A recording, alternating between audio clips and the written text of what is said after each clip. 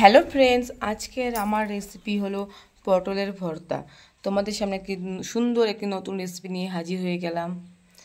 আর তোমাদের যদি রোজ রোজ পটলের একঘেয়ে রেসিপি খেতে ভালো না লাগে, তাহলে অবশ্যই আমার মতো এই রেসিপিটা তোমরা ট্রাই করতে পারো। খেতে অসাধারণ টেস্টি হয়। এই পটলের ভর্তা বানানোর জন্য আমি পটলগুলোকে এইভাবে চেঁচে নিয়েছি চাকু দিয়ে। এটাকে খোসা সমেত এটাকে ভর্তা করতে হবে, কারণ এটা যেহেতু ভর্তা বানানো হচ্ছে, তাই খোসাটাকে ফেলে দিলে চলবে না। আমি এখানে ছুরি দিয়ে অল্প চেঁচে নিয়েছি। দেখো উপরে আবরণটা, এখানে 250 গ্রামের বেশি আছে পটল। এরপর ওটাকে ভালো করে ধুয়ে এভাবে কেটে নিয়েছি ছোট ছোট করে। দেখো কি সুন্দর করে কেটে নিয়েছি, এই জন্য আমি আগে ধুয়ে নিয়েছি। এবার এটাকে আমি ভাপিয়ে নেব কড়াইতে জল দিয়ে। এখন আমি এটাকে কড়াইতে জল দিয়ে দিব।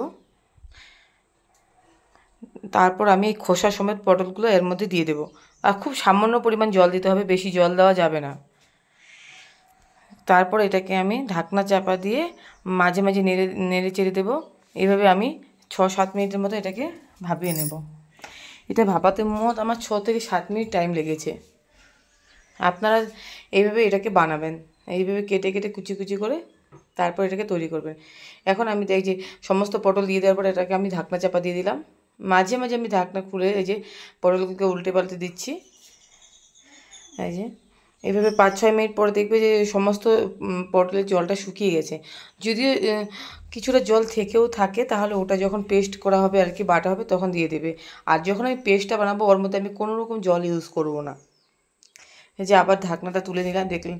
এবার আস্তে আস্তে দেখবে যে সমস্ত পটলের জলটা শুকিয়ে গেছে। এবার নাড়াচাড়া দেবে আর পটলগুলো সুন্দর সিদ্ধ হয়ে যাবে।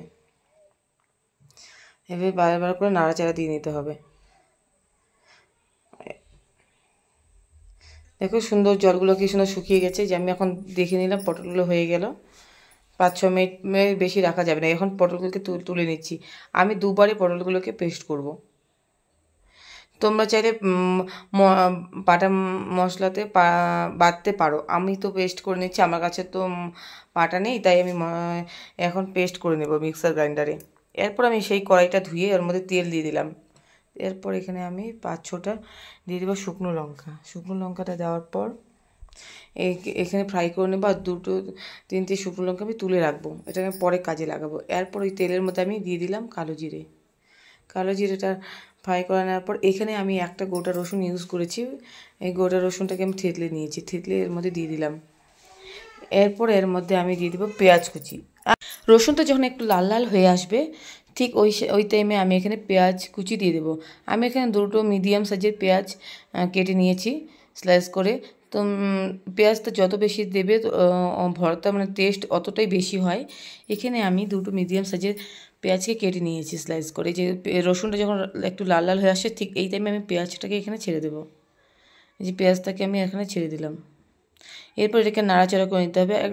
আর এটাকে হাই ফ্লেম করা যাবে না, মিডিয়াম টু লো ফ্লেমে এটাকে ফ্রাই করে নিতে হবে। আর পেঁয়াজটা যত সময় ধরে তোমরা ফ্রাই করবে অতটাই টেস্টি হবে।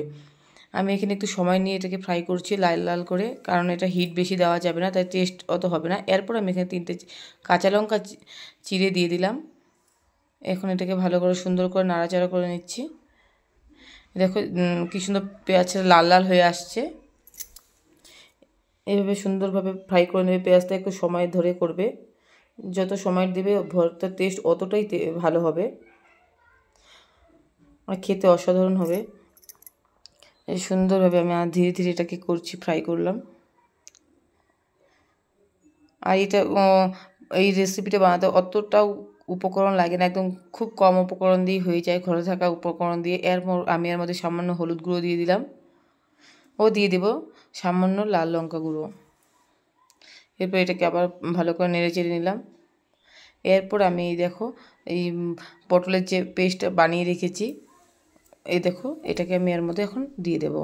যেভাবে তোমরা পেস্ট করে নেবে সুন্দর করে, খুব মিহি হয়, টাইমও খুব কম লাগে পেস্ট হতে, একদম তাড়াতাড়ি ইজি প্রসেস, খুব তাড়াতাড়ি হয়ে যায়। এরপর এটাকে আমি এর মধ্যে দিয়ে দেবো কড়াইতে এখন পটলের ভর্তা পেস্টটাকে দিয়ে দিলাম। দিয়ে দেওয়ার পর এটাকে আমি সুন্দর করে আবার নাড়াচাড়া করে নেব। এটাকে একদমই হাই ফ্লেম করা যাবে না, একদম লো ফ্লেমে রান্নাটা করতে হবে, নাহলে এটা পুড়ে যাওয়ার চান্স থাকে। পুড়ে গেলে এটা খেতে একদমই সুস্বাদু হবে না, তাই আমি এটাকে মিডিয়াম টু লো ফ্লেমে রেখেই এটাকে নাড়াচাড়া করছি। আর ভর্তা যতটা জলটা শুকিয়ে আসবো অত খেতে টেস্টি হয়। এইভাবে আস্তে আস্তে নাড়াচাড়া করতে থাকবে।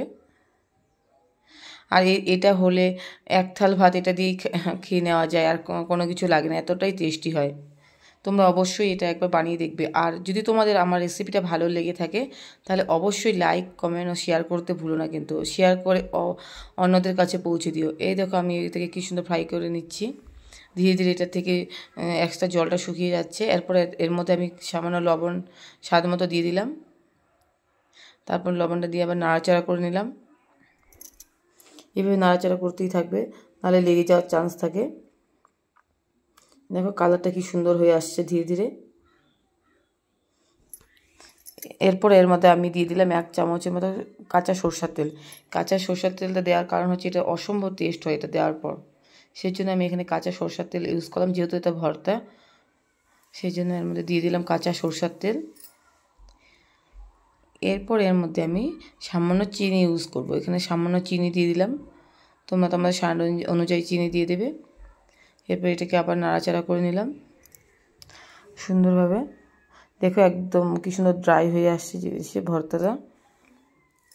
যত নাড়াচাড়া করবে ভর্তা যতটা জল শুকিয়ে যাবে অতটাই টেস্টি হবে। এরপর প্রথমে যে আমি 2টো শুকনো লঙ্কাকে ফ্রাই করে রেখেছিলাম ওটাকে এখানে আমি দিয়ে দেব।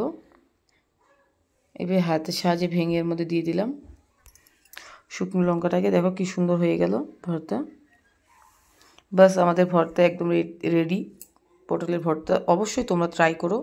আর রেসিপিটা কেমন হয়েছে তোমরা ট্রাই করার পর রান্না করে আমাকে জানিও অবশ্যই। বাই বাই, আজকের মতো। আবার কাল নতুন রেসিপি নিয়ে হাজির হব।